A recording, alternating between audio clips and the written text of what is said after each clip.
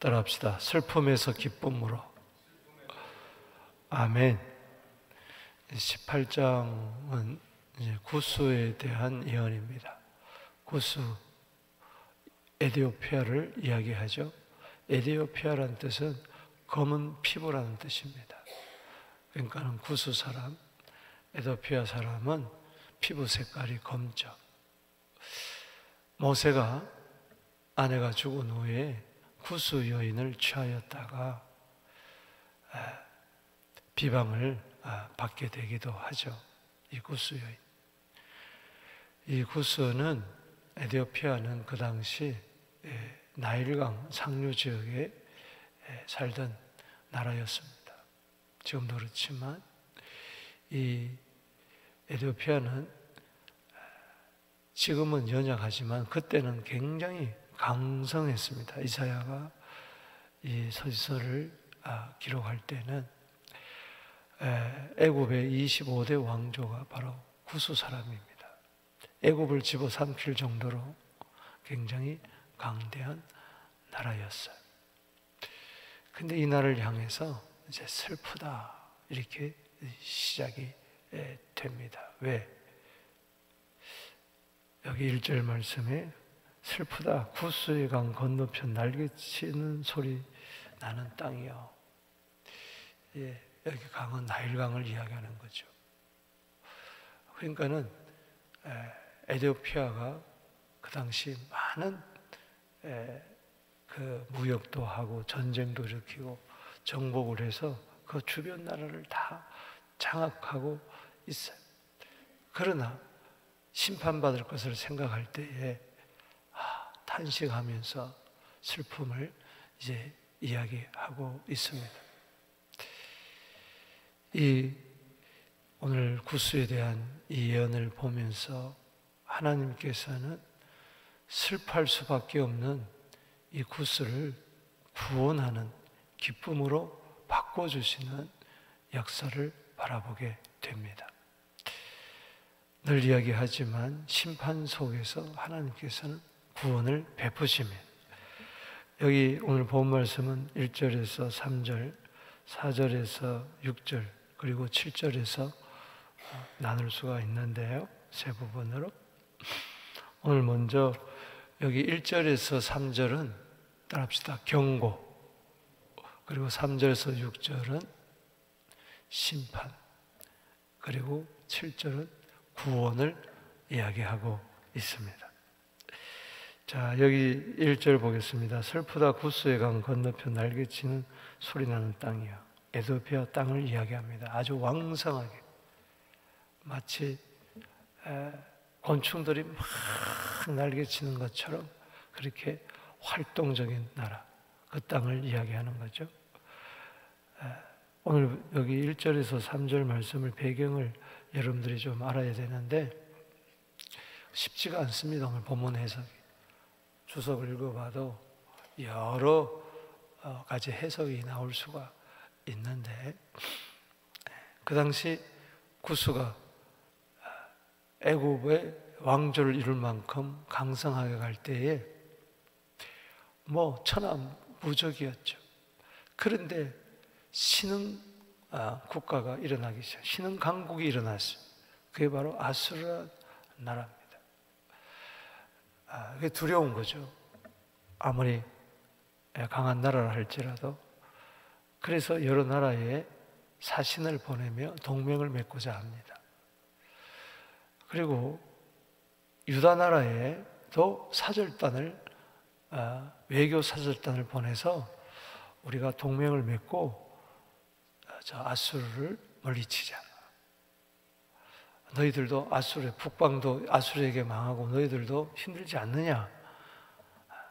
그렇게 외교 정책을 필요 사절단을 유다에 파송한 겁니다. 그러나 실상은 유다를 지정학적으로 보면 방패막이로 삼으려고 했던 것이죠. 유다를 위해서가 아니고 자기를 위해서. 그 저희가 있었던 겁니다. 그럴 때 선지자는 그 사절단들에게 민첩한 아주 지혜로운 그런 사절단들에게 전략적인 사절단에게 니네 나라로 돌아가라. 우리는 필요가 없다. 그렇게 이야기하는 내용이 오늘 본문의 내용입니다. 즉 하나님께서 구스에게 선지자를 통해서 돌아가라고 하면서 경고를 하는 것이죠. 자, 2절 보십시다. 시작. 갈대배를 물에 떼우고 그 나일강에 갈대배를 떼우고 그 사자를 수로로 보내며 이르기를 민첩한 사절들아 너희는 강들이 흘러나 너희 나라로 가되 장대하고 준수한 백성 곧 시초부터 두려움이 되는 강성하여 대적을 밟는 백성이라 돌아가라. 니네 나라로 돌아가라는 겁니다. 응? 너희들 강성하지 않느냐? 장대하고 준수하고 그리고 모든 나라에 두려움이 되고 강성하여 대적을 밟는 백성, 니네 나라로 돌아가라. 사절단에 대한 이야기입니다. 오늘 여기서 알 수 있는 것은 하나님의 백성들은 어떤 어려운 가운데서도 하나님만 의지해야 됩니다. 이 외교 사절단에 속아 넘어가면 안 되는 것이죠. 우리가 세상에 아무리 유혹하고 우리를 도와준다 그래도 우리는 하나님만 의지하게 되기를 바랍니다. 에레미야 17장 7절에 누가 복이 있느냐? 하나님만 신뢰하고 하나님만 의지하는 자가 복이 있는 것입니다. 저들이 강성한 것 같을지라도 심판이 곧 임박하다는 것을 이야기합니다.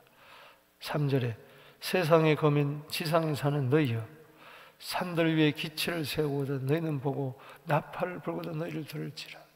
지금 구스가 저렇게 잘 나가는 것 같아도 세상 사람들아 하나님께서 깃발을 세울 날이 있다. 그리고 나팔을 불 날이 있다. 그때 보고 들으라. 즉 이제 곧 전쟁이 임박하다는 겁니다. 구스가 이제 심판당할 것을 이야기하는 것이죠. 여기 4절에서 6절까지 이제 구스에 대한 경고에 이어서 구스에 대한 심판이 나오고 있습니다. 여기 4절 말씀 읽어보겠습니다. 시작. 여호와께서 내게 이르시되 내가 나의 처소에서 조용히 감찰함이 쬐는 일광 같고 가을 더위에 온무 같도다. 자, 이게 무슨 이야기냐?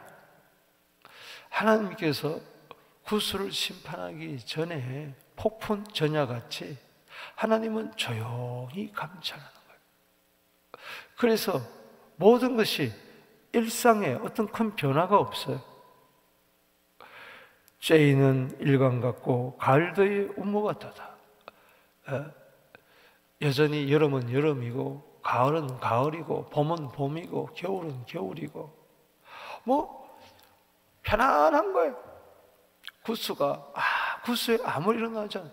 여전히 강성하고 준수하고 여전히 모든 사람들의 두려움이 대상이 되고 아수르가 조금 공격한다 할지라도 괜찮아요. 주위 여러 나라들과 연합해가지고 아수르와 싸워서 이길 것 같기도 하고 그런 상황.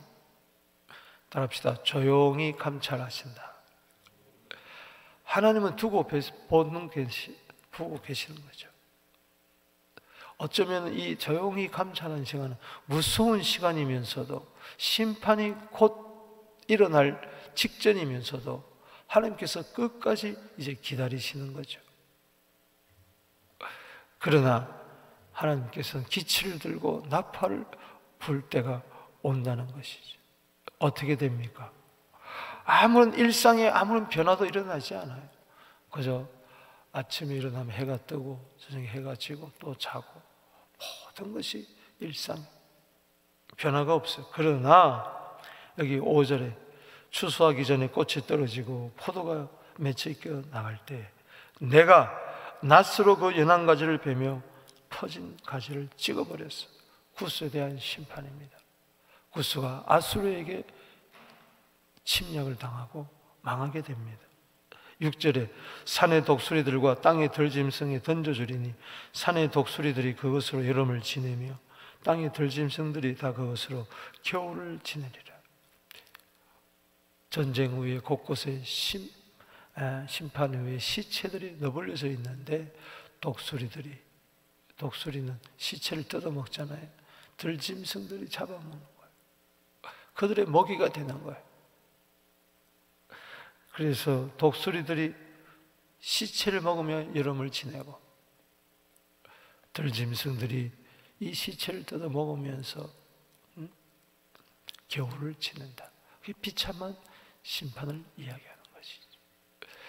여러분, 전도서 8장 11절에 보면은 사람들이 악을 행하기에 담대하다고 그랬어요. 왜? 당장에 하나님의 징벌이 임하지 않기 때문에 그렇다고 이야기를 했습니다. 여러분, 하나님은 때때로 조용히 보시는 것 같아요. 숨어 계시는 것 같아요. 세상에 악에 대한 심판이 전혀 이루어지지 않을 것 같아요. 악인이 득세하는 것 같아요. 그러나 때가 되면 하나님의 심판이 이루어진다는 것을 우리는 꼭 기억해야 될 줄로 믿습니다. 그래서 책망받을 때, 경고할 때 빨리 돌이켜야 되는 거예요.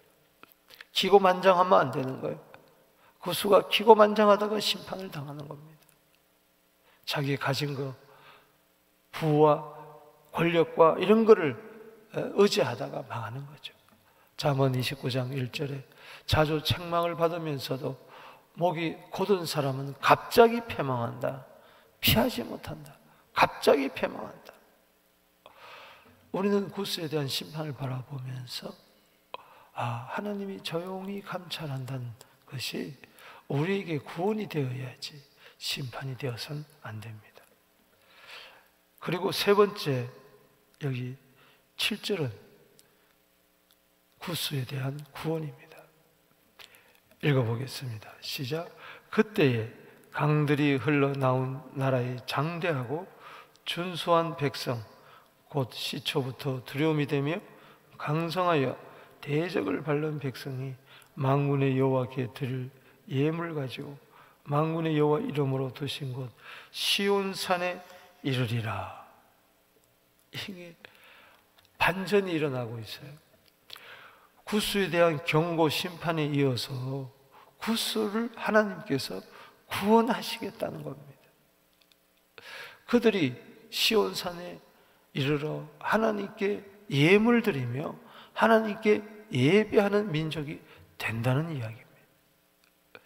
처음에는 자기 가진 거 의지하고 강대하고 강성하고 하나님도 무시하고 그러다가 다 잃어버린 다음에 저들이 두 손 들고 항복하면서 이스라엘 하나님 여호와만이 참 하나님이구나.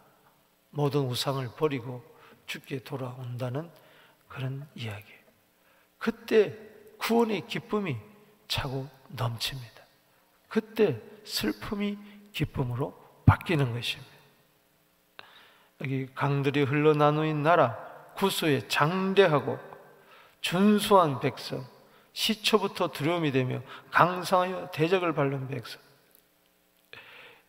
1절에 이것 때문에 교만 떨다가 심판당하고 결국은 다 무너진 다음에 저들은 하나님의 은총을 덧입고 자기를 낮추면서 만군의 여호와께 드릴 예물을 가지고 따라합시다.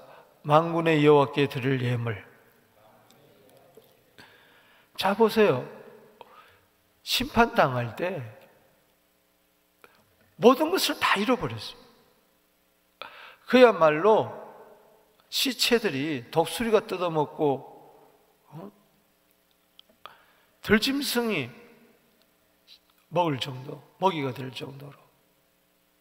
그리고 여기 5절에 보면은 완전히 맺혀 익어갈 때, 잘 나갈 때 낫으로 그 연한 가지를 베며 퍼진 가지를 찍어버렸다.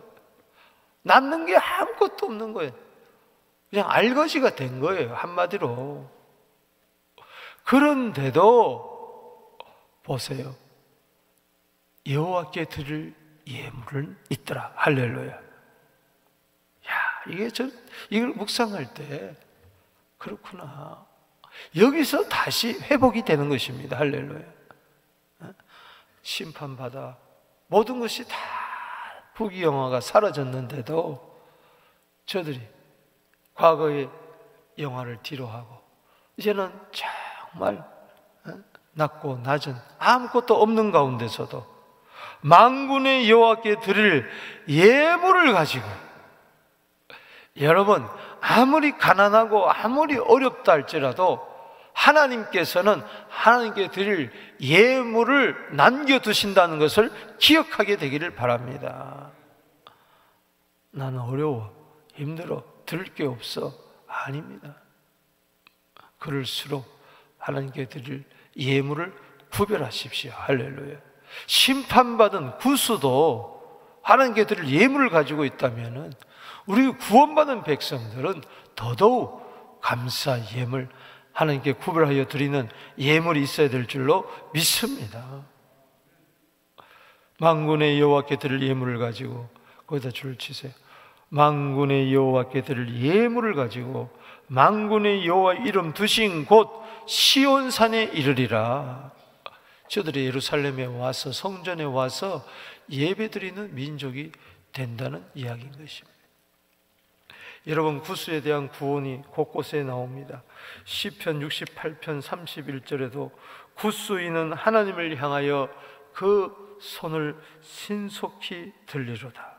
구수인이 하나님을 향하여 손을 들고 항복하고 주님께 나와 예배드린다는 이야기죠.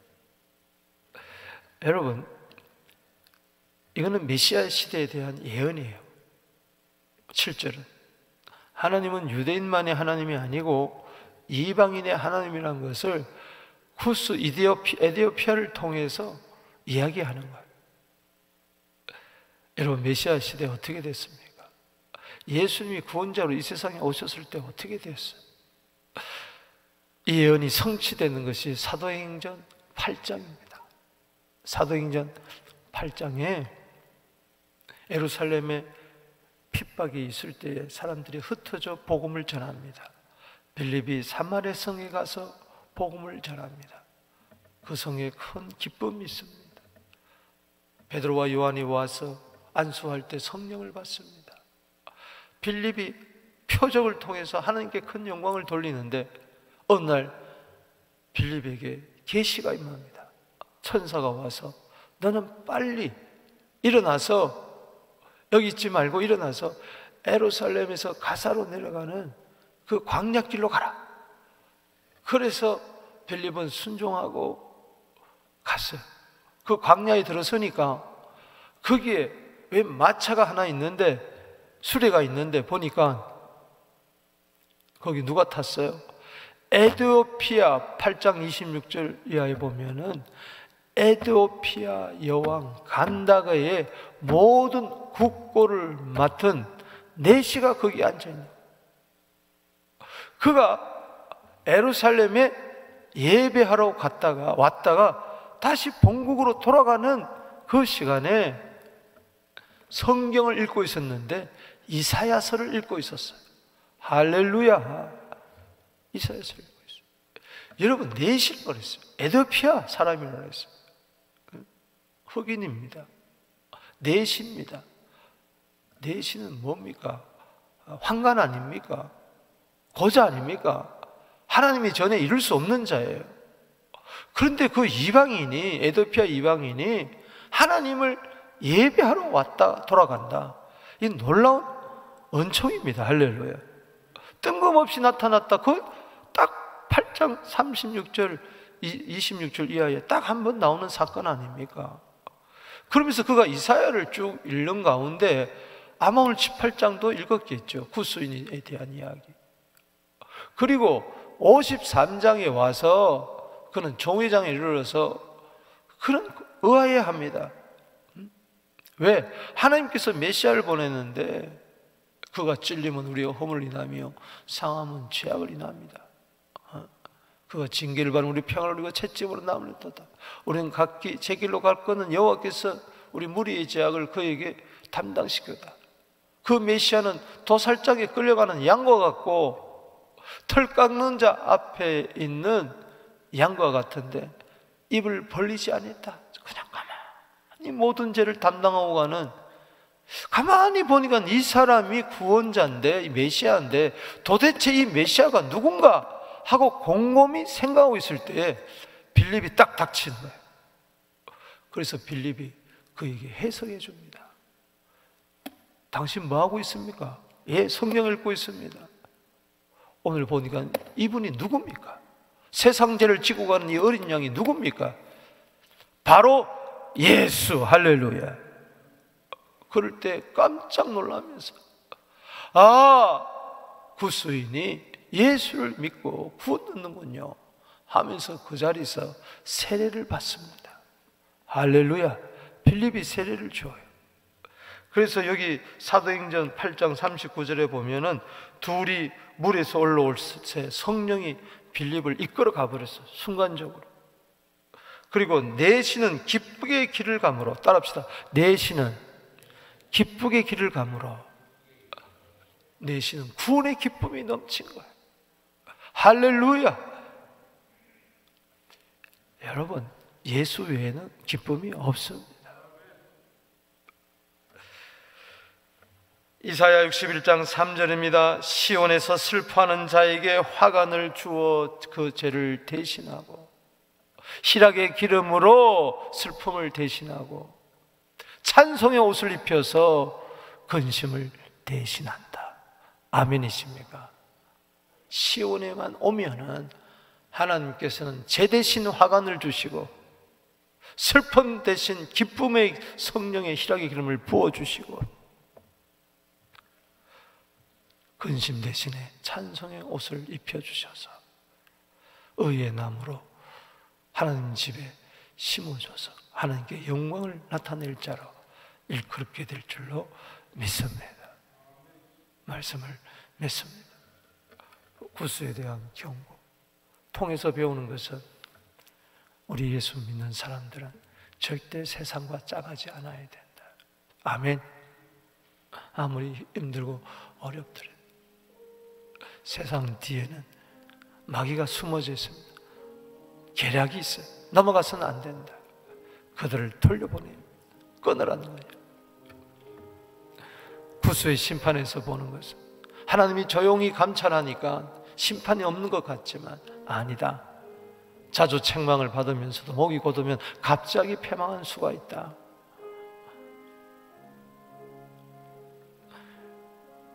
구수에 대한 구원을 바라보면서 하나님은 모든 것을 다 잃어버렸을 때 구수를 돌이키는 것처럼 하나님 우리를 낮고 낮추셔서 두 손 들고 주님께 와서 예물을 드리며 다시 회복하는 이 놀라운 은총을 우리에게 허락해 주신다.